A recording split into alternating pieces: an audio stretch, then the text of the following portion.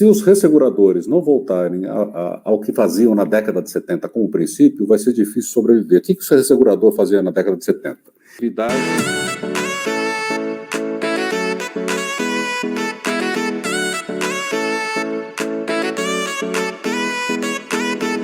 Os desafios do mercado ressegurador, só para dar uma pincelada, que aqui aparece um outro mercado para vocês, que é maior do que o mercado segurador, na minha opinião, e não é nacional, ele é transnacional. Vocês têm que ver a profissão de vocês como uma profissão transnacional. Os italianos conseguiram fazer isso há 100 anos atrás, né, quando criaram a escola de atuária de Trieste, que foi o berço da atuária praticamente na Europa, né? E a gente tem que ver, lá foi um local, aqui é a possibilidade, com toda a conectividade que há, de que essa profissão se expanda, não só dentro do mercado segurador, mas fora das fronteiras do mercado tradicional de seguros. E aqui a gente entra nos grandes desafios do mercado ressegurador, e vocês vão entender o que eu quero dizer. O mercado de resseguros é um animal que eu poderia dizer, se nós resseguradores, hoje eu tenho que falar como nós resseguradores, não nos preocuparmos de noite, é um mercado em extinção. Não é? Talvez por isso que a gente vê as grandes resseguradoras do mundo comprando seguradoras ou entrando em seguro direto. Né? E por que isso?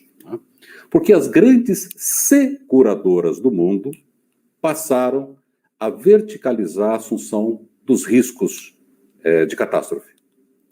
Então, pega qualquer grande seguradora, ou uma Chubb, né? Ou uma Zurich, ou uma AXA, ou uma Allianz, né? Ou uma Generali. Né? Essas seguradoras todas, elas só subscrevem seguros diretos, né? Se o risco for ser totalmente retido por elas mesmas. Então, a especialização, a qualidade dos técnicos, dos underwriters dessas seguradoras, tende a ser cada vez melhor, e vem sendo cada vez melhor ao longo dos últimos 15 anos, pelo menos, né? No sentido de que, em função daquele problema lá da taxa de juros que a gente falou agora há pouco, né? Caiu a ficha das seguradoras, ou seja, caiu a ficha para a minha geração, que a gente ainda tinha orelhão, né? Para os mais novos, né? Passou a ser percebido pelas grandes seguradoras que o premium, o risk premium, não é? Da volatilidade das catástrofes, não é um risk premium que vale a pena ser capturado, posto que as taxas de juros no mundo são declinantes. Então, para uma grande seguradora como essa, ela olha o portfólio de grandes riscos, o portfólio de catástrofes, como um portfólio global, independente se ela está em 40, em 70, em 80 países. Ela administra isso de maneira centralizada, de forma a capturar o risco, capturar o price premium que tem, não é? No risco da volatilidade. Então, por isso que nós vemos cada vez mais essas seguradoras globais, não dependendo de resseguros. Elas dependem cada vez menos, e olha que o pouquinho que resta, não é? Conceitualmente, seria pelos resseguros, as pontas de catástrofe. Né? Do resto, ela consegue reter todo o risco de catástrofe natural com o próprio balanço dela. Então, isso é uma decorrência das taxas de juros tão apertadas, né, que o mundo passou a observar, ou taxas de juros negativas, nos últimos 20 anos. Isso trouxe também um outro advento, por isso que eu disse há pouco que a profissão de vocês ela vai além, né, das fronteiras do mercado segurador. Os cat bonds, né? O que são os cat bonds? São os bondes de catástrofes emitidos por instituições financeiras, né, para serem colocados como instrumento de diversificação na carteira de investidores, pessoas físicas ou pessoas jurídicas, como eu, como empresa, como qualquer um de nós. Né? O que são os bondes de catástrofe? quando eu boto no meu portfólio de investimentos um CDB, ou um fundo, não é? Eu estou correndo o risco Biden, não é? O risco do presidente Biden, era o risco Trump, até pouco tempo atrás. Não é?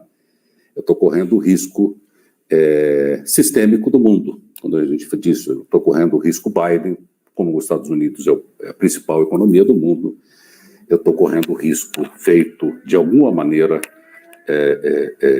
decorrente da atividade humana. Não é?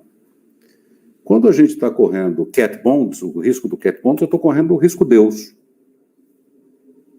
Então, colocar um cat bond no portfólio de investimentos, eu diversifico, através da teoria de riscos, o portfólio como um todo. Então, os cat bonds eles vão ter cada vez mais espaços nas carteiras dos fundos de investimentos das pessoas físicas e jurídicas no mundo. Então, é o mercado financeiro entrando na atividade do mercado segurador. Porque para você emitir um cat bond, você vai ter que ter o quê? Vai ter que ter underwriters, vai ter que ter atuários dentro da estrutura do banco. Né? No Brasil, tem uma instituição que tem uma divisão especializada nesse assunto já, não é? Ela opera para clientes private no exterior, que é o BTG. O banco BTG, não a BTG Resseguradora, que é a parte do banco em si. E é um pessoal muito competente, não é? Eu até, anos atrás, investi algum dinheirinho e ganhei um bom dinheirinho com isso. Então, são underwriters, não é? De profissão, de carreira, contratados pelos bancos para criar um fundo de cat bonds. Né? Vale a pena, para quem se interessar pelo assunto, tem uma matéria da The Economist, de mais ou menos 2 anos atrás. Coloca no Google o que você acha, The Future of Reinsurers, né? O futuro dos resseguradores. Vale a pena ler, são 4 páginas, de uma matéria muito bem feita, que expõe essa oportunidade que está surgindo no mundo. Né? Outro grande desafio dos resseguradores é como capturar as oportunidades emergentes, porque o ressegurador praticamente é focado em empresas ou em riscos de massa ou pontas de riscos de indivíduos, não é? Como que o ressegurador vai capturar o risco dos seguros dos celulares? Não? Ele vai ter que desenvolver, ele vai ter que criar, ele vai ter que inovar, ele vai ter que colocar expertise, ele vai ter que trazer gente ou desenvolver gente nova, né, para criar produtos para distribuir para as seguradoras que estão no seu portfólio, porque hoje praticamente quem explora os riscos modernos, né, são meia dúzia de seguradoras, dual lines, ou de 3 linhas de negócio, ou monolines. Né? Dá uma olhada no Brasil, quantas seguradoras fazem seguro de celular? Provavelmente 4 ou 5. Né? Quantas poderiam estar fazendo seguro de celular? Todas. Né? Nós temos mais celulares do que gente. Então, falta para o ressegurador criatividade de criar produtos, criar processos, formatar processos e colocar isso à disposição das suas cedentes. Uma grande oportunidade são seguros parametrizados, que mais uma vez depende dos atuários, né, para que a parametrização seja feita. São seguros onde um processo como um todo, como é a distribuição de energia, né, desde que se tenha a possibilidade de fazer o tracking do processo como um todo, pode ser feito sem a necessidade de gerência humana, bastando, né, o acesso ao data analytics da distribuidora de energia. Então, com os paramétricos, o segurador, ele pode se antecipar ao pagamento da indenização antes mesmo de ser cobrado, né? Porque ele sabe exatamente que naquela região, né, de distribuição caiu um raio que afetou não sei quantas casas, né? Então que possivelmente ele tem naquela região 800 televisões para reembolsar por danos elétricos. E assim por diante. Ou seja, cada vez mais nós vamos ver os paramétricos, né, na realidade do dia a dia, e são seguros onde toda a tecnologia, todo o cérebro do atuário vai estar dentro do computador. Né? E, por fim, se os resseguradores não voltarem ao que faziam na década de 70 como princípio, vai ser difícil sobreviver. O que o ressegurador fazia na década de 70? Ele criava produtos e criava processos. Procurava cedentes, as seguradoras, né, e oferecia o quê? Capital, produto, processo e treinamento. Então, para que isso seja feito de maneira adequada, não é? Mais uma vez, não é? O ressegurador vai ter que investir na atividade atuarial para que os produtos sejam desenvolvidos e que alguém treine, não é? Os atuários e os underwriters das seguradoras para poder subscrever os riscos, até que eles aprendam e deixem de fazer o resseguro, né? Porque sempre o mundo é assim, ou seja.